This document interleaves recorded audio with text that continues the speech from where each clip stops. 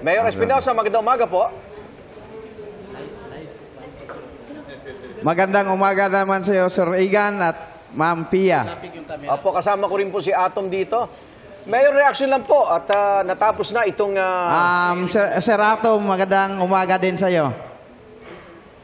Okay, reaction lang po sa naging proklamasyon ninyo at hindi naging madali ang kampanya dahil nagkaroon ng pagbabanta at pagtatangka sa inyong buhay, Mayor.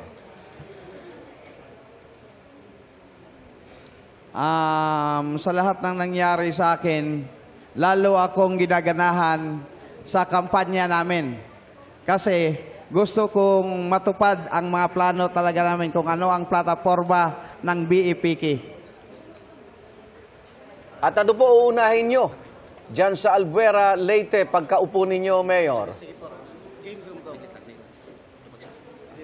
Ang unahin ko, ang peace and order at ang at bigyan ng solusyon ang droga dito sa Albuera. Linisin namin ang droga dito sa aming lungsod. Zero tolerance sa amin ang droga. Mayor, si Pia Arcangel po ito. Alam po natin na naging mainit, no, ang labanan dyan po sa inyong lugar. At kapag galing po sa isang mainit na kampanya at ganong klaseng labanan, no, sa politika, mahirap minsan na kapag kayo po ay naupo na sa pwesto na ipagkaisa ang inyong mga constituents. So ano po ba ang balak po ninyong gawin para maipagkaisa silang lahat? Sabi niyo po, peace and order ang isa sa mga uunahin po ninyo. Ang gagawin ko is magmi-meeting kaming ang council ko, magmi-meetingin ko sila. I-arrange namin lahat ng plano para sa peace and order at ang pag-solve ng drugs dito sa Albuera.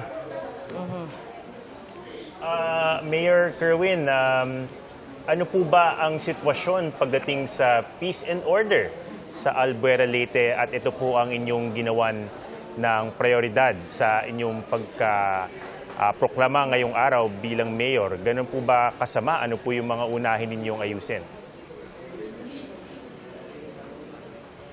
Kasi may mga patay dito pero hindi nanggaling dito sa Albuera. Nanggaling sa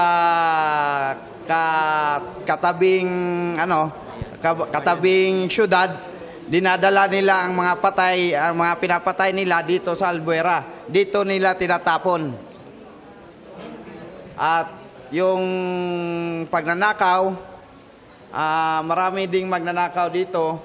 Although ang kapulisan natin ay walang hinto ng paghuli at binigyan din ng solusyon ng kapulisan natin yung pagtatapon ng mga patay dito. Ngayon ay wala nang nangyari na tinapon na patay dito sa Albuera. Kasi ang mga kapulisan natin ay 24 oras o nag-iikot dito sa lungsod ng Albuera.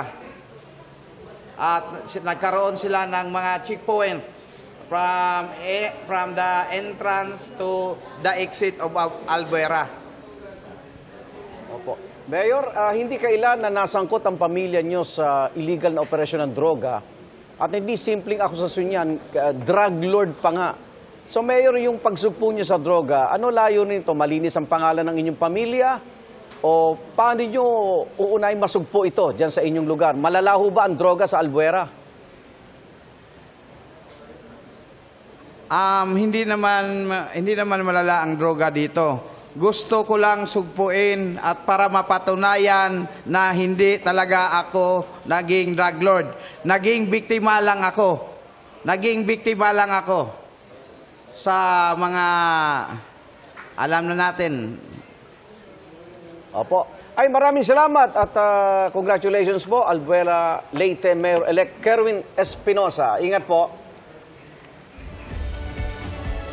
Maraming salamat din sa iyo sa pagpaunlak, Sir Igan at si Sir Atom at Ma'am Pia. Magandang umaga sa inyong lahat.